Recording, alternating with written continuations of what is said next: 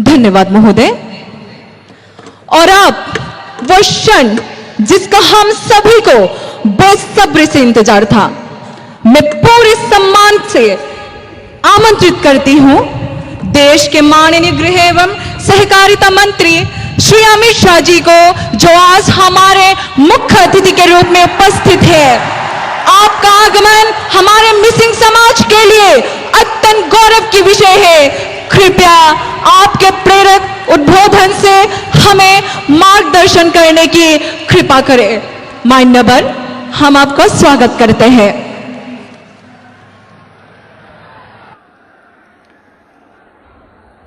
मेरे साथ बोलिए, भारत माता की, भारत माता की।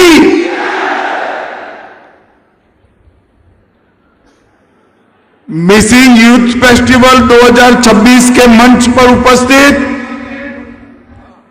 असम के लोकप्रिय मुख्यमंत्री डॉक्टर हेमंत बिस्वा शर्मा जी, मेरे मित्र और केंद्रीय मंत्री श्रीमान सर्बानंद सोनोवाल जी, जिनके निमंत्रण पर मैं आया हूं, डॉक्टर रनोज पेंगू जी, माननीय शिक्षा मंत्री असम सरकार, श्री परमानंद जी, सीएम मिसिंग स्वायत्त परिषद, श्री प्रधान बरुआ, यहां के सांसद श्री भूमन पेगू, माननीय विधायक जोनाई, श्री नबा कुमार डोले, माननीय विधायक ढकुआ खाना, श्री भूमन जामा, माननीय विधायक माजुली, श्री कलिंग मोयोंग, अरुणाचल के भारतीय जनता पार्टी के अध्यक्ष महोदय, श्री तिलक डोलिन, अध्यक्ष टीएमपीके, बहन रूपा कमान, जिला अध्यक्ष भाजपा, श्री मानव डेका, विधायक जी, और आज जहां तक नजर न पहुंच पाए वहां तक फैले बैठे हुए मेरे सभी मिसिंग भाइयों बहनों को मेरा प्रणाम, आप सभी को नमस्कार। सबसे पहले मैं असम के शिक्षा मंत्री जी का बहुत बहुत धन्यवाद करना चाहता हूं। उन्होंने मेरे घर पर आकर सभी मिसिंग भाई बहनों के साथ मिसिंग यूथ फेस्टिवल 2026 में, ये 10वें यूथ फेस्टिवल में आने का निमंत्रण दिया। और मैं आज इस मंच से पूरे देश के सामने कहना चाहता हूं कि मैं अगर इस मिसिंग यूथ फेस्टिवल में ना आता तो ये अद्भुत नजारा देखे बगैर मेरा जीवन अधूरा रह जाता। ये अद्भुत नजारा युवा भाइयों बहनों से भरा हुआ है, बड़ा मैदान, यहां से बोगीबिल ब्रिज तक जहां भी देखते हैं रंग बेरंगी मिसिंग कपड़ों के साथ हमारे मिसिंग युवा उपस्थित हो। कोई गाता है, कोई बजाता है, कोई नृत्य करता है, कोई साहित्य की चर्चा करता है, कोई भाषा की चर्चा करता है। मिसिंग यूथ फेस्टिवल ने समग्र देश के ट्राइब को एक अलग दिशा बताई। अपने अधिकारों की रक्षा, अपनी संस्कृति की रक्षा, अपनी भाषा, साहित्य, नृत्य, संगीत, इसकी रक्षा करने का रास्ता ये यूथ फेस्टिवल है।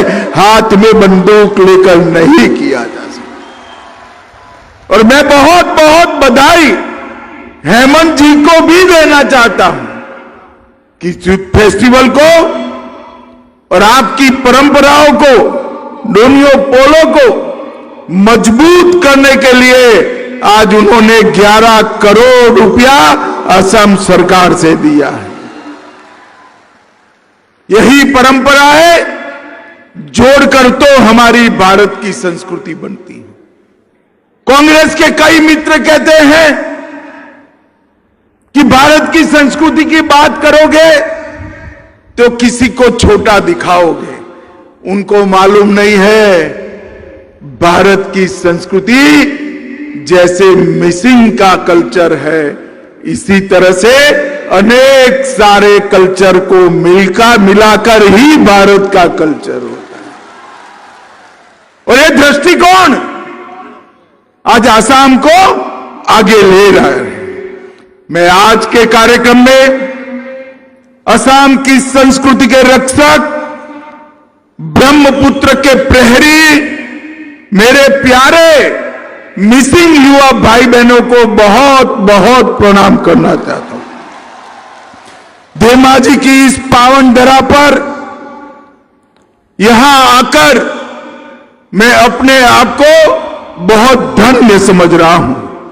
ये उत्साह, ये जोश पूरे देश के युवाओं के लिए प्रेरणा के पात्र है। मित्रों, आज मैं यहां आया हूं तब प्रकृति पूजक हमारे मिसिंग समाज की आस्था में विराजमान डोलियो पोलो परंपरा को भी मन पूर्वक प्रणाम करता हूं।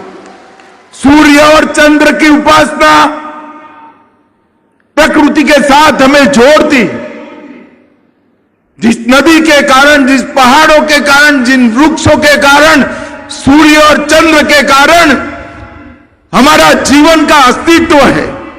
डोनियो पोलो परंपरा ये सिर्फ आसाम और अरुणाचल के लिए नहीं है, ये परंपरा पूरे भारत को समग्र विश्व में प्रसिद्ध बनाती है कि प्रकृति की उपासना ही ईश्वर की उपासना है। और आज प्रकृति के साथ संतुलन मिलाने का ये संदेश, जीवन का ये सत्य आप लोगों ने संभाल कर रखा है, इसको बचा कर रखा है। इसके लिए मैं सभी मिसिंग समाज के भाइयों बहनों को बहुत बहुत धन्यवाद देना चाहता हूं। यहां मलिनीथान धाम को मैं विशेष रूप से प्रणाम करना चाहता हूं। भले वो अरुणाचल की भूमि पर हो, मगर सारे मिसिंग समाज का एक बहुत बड़ा स्थान है, इसको भी मैं प्रणाम करना चाहता हूं। मिसिंग समाज के महान स्वतंत्रता सेनानी शहीद कमला मीरी को श्रद्धा पूर्वक नमन कर उनकी देशभक्ति को प्रणाम करता हूं। मिसिंग अस्मिता को शब्द, व्याकरण और विचार देने वाले प्रोफेसर ताबू ताइद और चंद्र पामेगाम को मैं बहुत बहुत मनपूर्वक याद करता हूं। भाइयों बहनों, मैं सभी पद्मश्री जादव पायेंग जी, जिन्होंने हमें फॉरेस्ट मैन ऑफ इंडिया के रूप में जानते हैं, डॉक्टर इंदिरा मीरी, जिन्होंने दूर दराज के जनजातीय क्षेत्रों में ज्ञान का दीप जलाया, प्रोफेसर ताबू ताइब, जिन्होंने भाषा को आधुनिक रूप दिया, ये सभी को मैं याद करना चाहता हूं। मित्रों, मैं मिसिंग समाज के दूरदर्शी नेताओं को भी बधाई देना चाहता हूं। कांग्रेस के शासन में एक दौर था, अलग अलग ट्राइब, अलग अलग समाज अपनी भाषा, संस्कृति और परंपराओं की रक्षा के लिए संघर्ष कर रहे थे। कांग्रेस पार्टी सत्ता के मद में इस सभी को कुचलकर आसाम के अंदर रखना चाहती थी। 95 में यहां एक संघर्ष हुआ और 96 में आपने निर्णय किया हम हथियार नहीं उठाएंगे, हम युवक महोत्सव के माध्यम से हमारी आवाज बुलंद करें। मैं आज नरेंद्र मोदी जी की ओर से पूरे मिसिंग समाज को आश्वस्त करने आया हूं, भरोसा देने आया हूं कि भारत सरकार ने, गृह मंत्रालय ने जो इंटरलॉक्यूलेटर की अपॉइंटमेंट की है, वो आपकी सभी चिंताओं के समाधान की दिशा में आगे बढ़ेगी।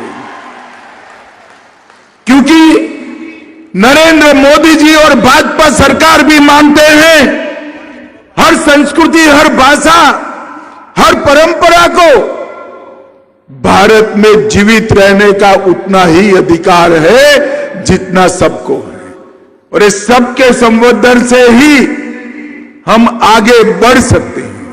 भाइयों बहनों, आज मैं यहां आपको कहने आया हूं, ये बोगी बिल का ऐतिहासिक ब्रिज जो बना है, एक ही ब्रिज पर से रेलवे भी जाती है और ट्रेन भी जाता है। ये भारत के विकास का प्रतीक समग्र विश्व में बना है।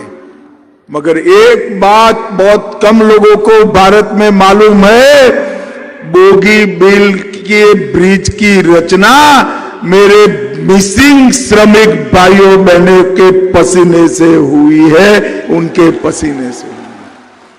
और ये ब्रिज आज पूरे भारत में, पूरे विश्व में नए भारत की कल्पना का प्रतीक बना है। आसाम से राज्यसभा के सांसद डॉक्टर मनमोहन सिंह 10 साल प्रधानमंत्री रहे, ये ब्रिज पूरा नहीं हुआ। आसाम की जनता ने मोदी जी पर विश्वास किया, ये ब्रिज 4 साल में पूरा करने का काम नरेंद्र मोदी जी ने किया। मित्रों, आज यहां पर उपस्थित युवा भाइयों बहनों के चेहरों पर जो मुस्कान दिखती है ना, मुझे तो इसमें ओई नीतों की मिठास भी दिख रही है। आप सभी का ये हंसता हुआ चेहरा मैं कभी नहीं भूल सकता। मुझे आज सच अर्थ में लगता है कि अगर मैं यहां ना आया होता तो मेरा जीवन अधूरा रह जाता। ये दृश्य मेरे जीवन तक मुझे याद रहेगा। मिसिंग समाज हमारे ब्रह्मपुत्र घाटी की धड़कन है। मिसिंग संस्कृति असम और भारत की संस्कृति की आत्मा है, जीवंत पहचान है और आने वाले भारत का एक प्रतीक भी है। आपने रंग बिरंगी गुमरांग नृत्य से लेकर ओई नितों की आत्मा को छू लेने वाले सुरों तक ये जो संस्कृति बचा कर रखी है, वो पूरे भारत की एक सबसे बड़ी धरोहर है।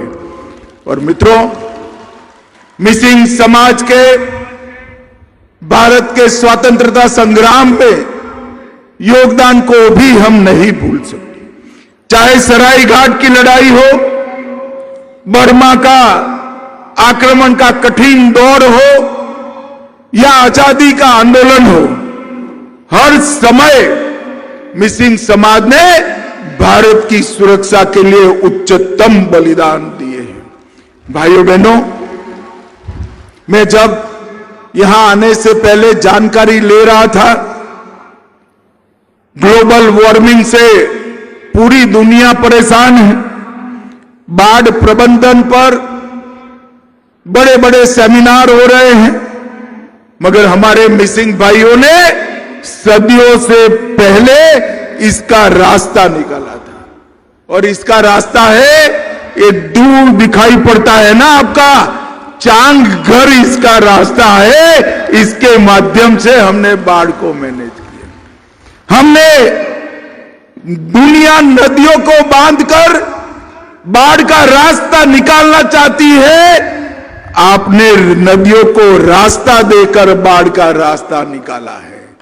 नदी को भी संभाला, जीव जंतुओं को भी संभाला, प्रकृति को भी संभाला और अपने आप को भी संभाला। मैं 19 के चुनाव में सर्बानंद सोनोवाल जी के प्रचार में गया था, तब ये चांगघर में मैं गया था, आज भी जाने वाला हूं और पूरे भारत को दिखाने वाला हूं। मित्रों, पूरी दुनिया प्रकृति के साथ संतुलन मिलाना चाहती है। मैं पूरी दुनिया के लोगों को कहना चाहता हूं, प्रकृति के साथ संतुलन कैसे मिलाते हैं, ये अगर देखना है तो अली आए लिगांग इसको देख लीजिए। ली का अर्थ बीज होता है और गांग का अर्थ बोना होता है। जब बीज बोते हैं तब प्रकृति पुनर्जीवित होती है।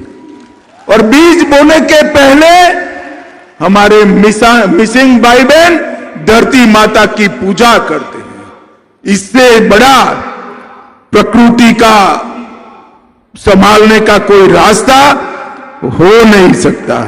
भाइयों बहनों, आज मैं आपको कहने आया हूं कि आने वाले दिनों में भारत की सेंट्रल पैरामिलिट्री फोर्सेस के अंदर मिसिंग भाइयों की स्पेशल भर्ती का कार्यक्रम, रिक्रूटमेंट का कार्यक्रम भी हम करने वाले हैं, ताकि हमारे युवा भारत माता की आंतरिक सुरक्षा के लिए अपना योगदान दे पाए। भाइयों बहनों, अब मोदी जी के नेतृत्व में आसाम शांति के रास्ते पर चल पड़ा है।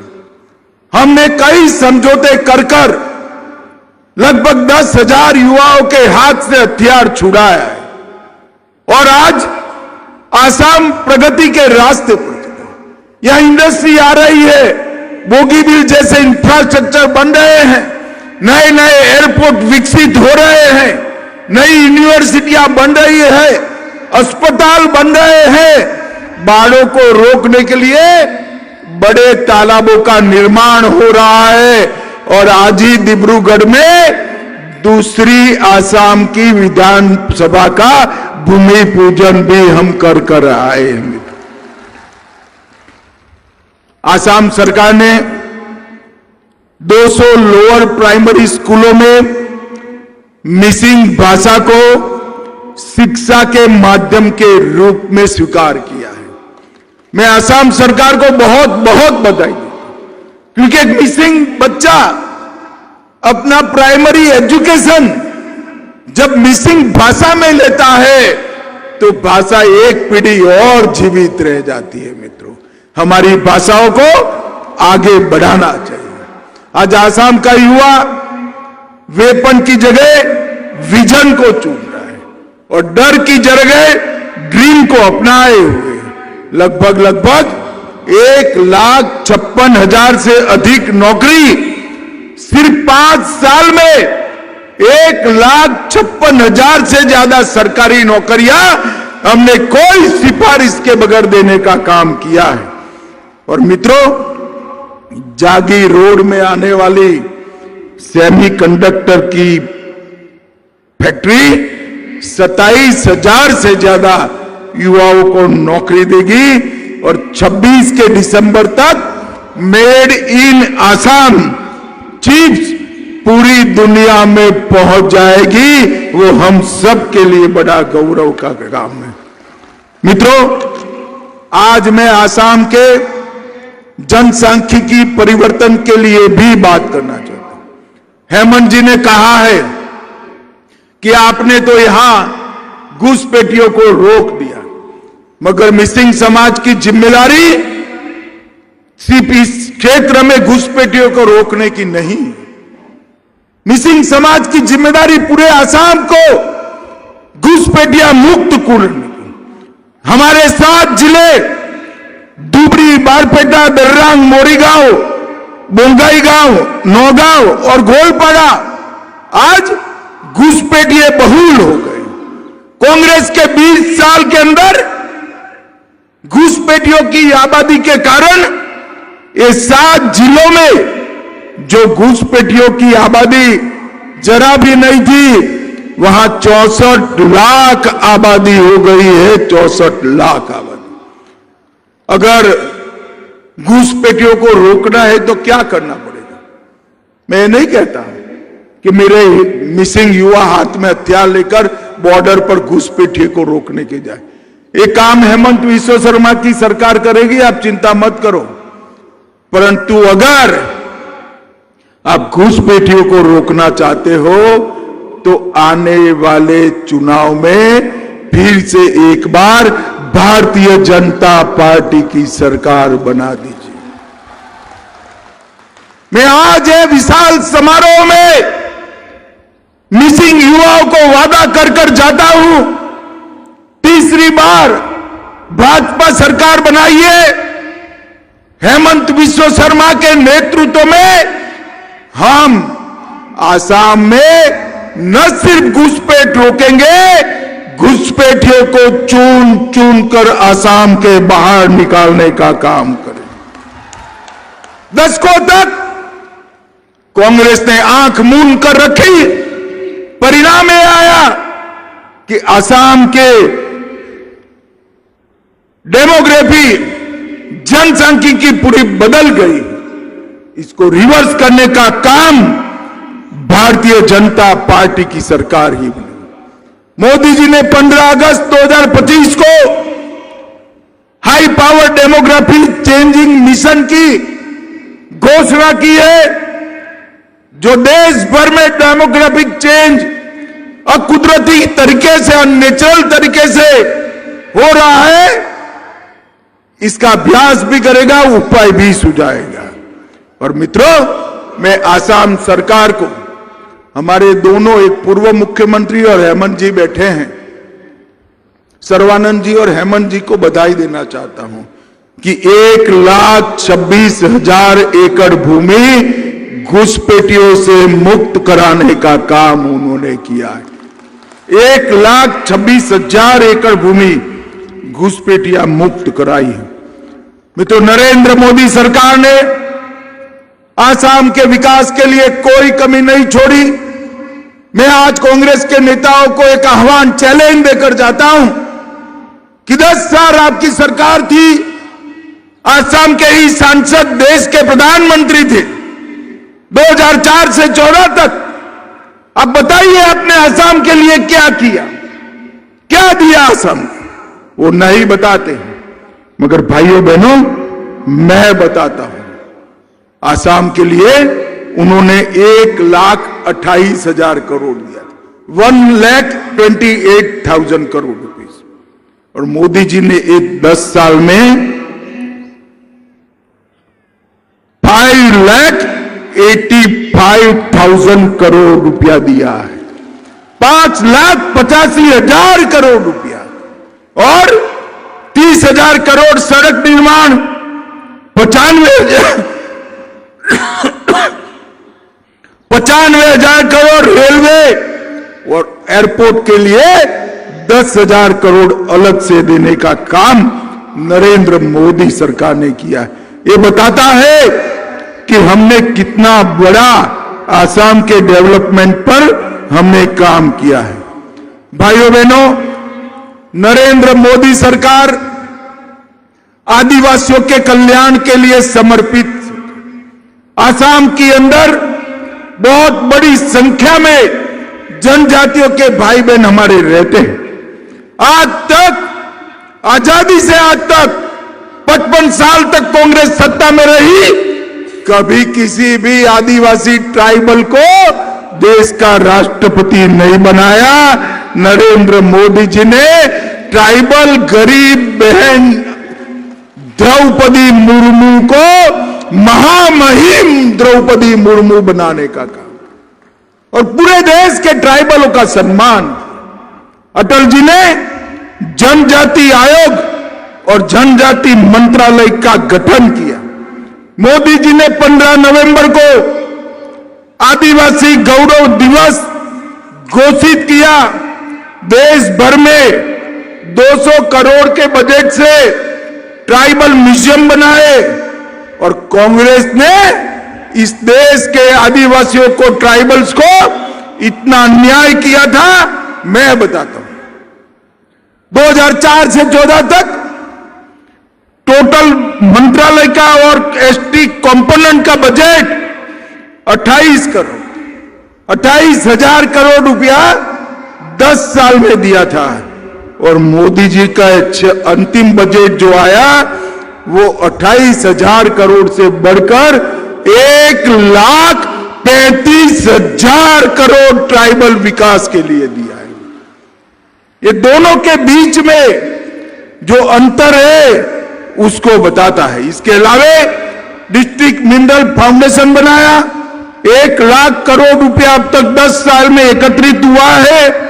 और एकलव्य रेसिडेंशियल स्कूल का बजट भी 25 गुना बढ़ाने का काम नरेंद्र मोदी जी ने किया है।